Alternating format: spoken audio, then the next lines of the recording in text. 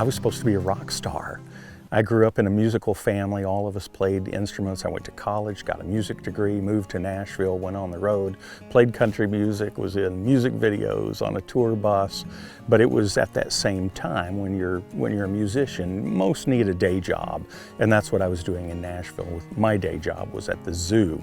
So about that same time, while I was a zookeeper, and I'd been given this book that turned me onto this history of the Army using camels.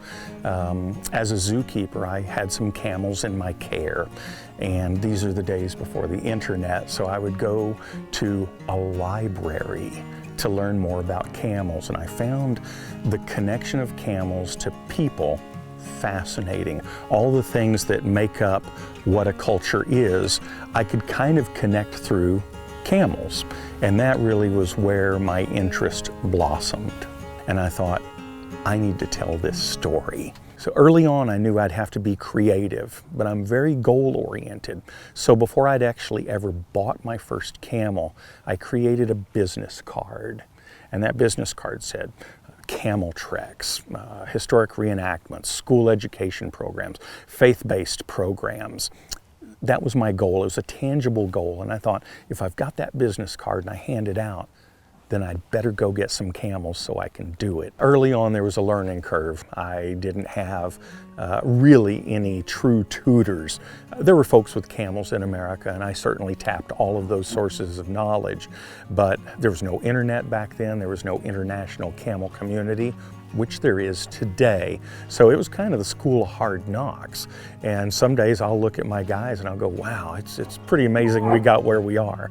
So from 1998 on, I have run what's called Big Bend camel treks out in the Big Bend region of Texas. I've got an annual calendar of events. I generally can't even take on new work. And early on, I knew what I didn't want to do with camels. I wasn't exactly sure what I wanted to do, but I knew I didn't want to walk in circles with unappreciative children at a fair. So in my earliest days with camels, as I'm reading National Geographic and travel books, I see what a camel is capable of and what they've done for man for 5,000 years. And I thought, that's what I want to do. I want to trek. I want to be out in the desert. I can kind of teach history, desert ecology. People like to ride camels. And the truth is, once they're on the back of my camel, they're hostage. And I can tell them all the stories. And what are they going to do? Jump down from 10 feet up? There are two species of camels in the world. The one hump is called the Arabian camel. The two hump is called Bactrian. So we actually do have a third type of camel. It's not a true species because it's been engineered by man. You have what's termed a hybrid camel, which is the 50-50 offspring. It is really funny. Everybody knows something about a camel, and it's wrong.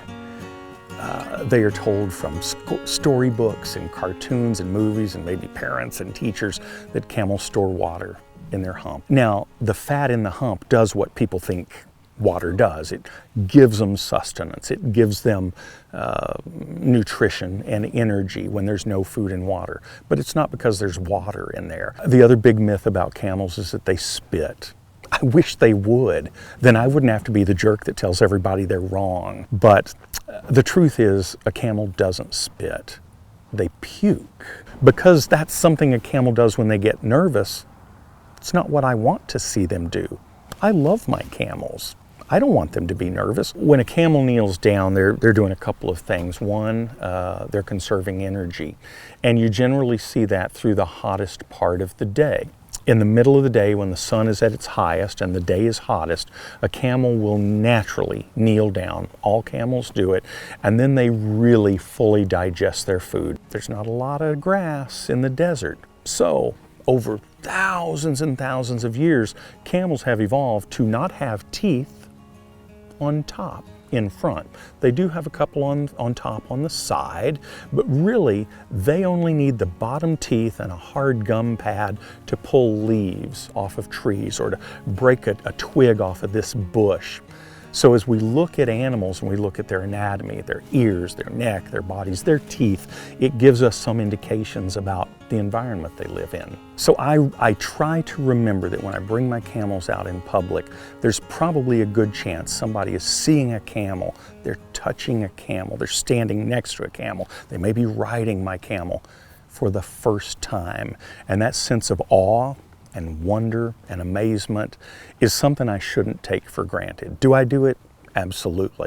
We've got modern trailers and trucks. So, you know, people ask this question a lot. They want to know, well, how do you transport them? Really, if you think about how a guy moves around from rodeo to rodeo, right? Truck, trailer, his horse. So tonight in Boerne, we're doing essentially a walk through Bethlehem. St. Helena's Episcopal Church has recreated the village of Bethlehem from 2,000 plus years ago. There are market stalls, there's activity happening in the village, and then from kind of out of nowhere come in three noblemen from the east, accompanied by their camels. I am not the only guy with camels in the U.S. Plenty of folks have camels. In Texas, we've probably got 200 camels, so my 9 are, you know, small beans. But folks have camels for all kinds of reasons. Other folks may have a camel or two just out on their ranch and it just sits there and eats and has a good life. But in terms of doing what I do, solely based on the Old Army camel story, it's a niche I carved out a long time ago. And maybe I'm the only guy who cares, but I love that history and I wanted to share it with folks.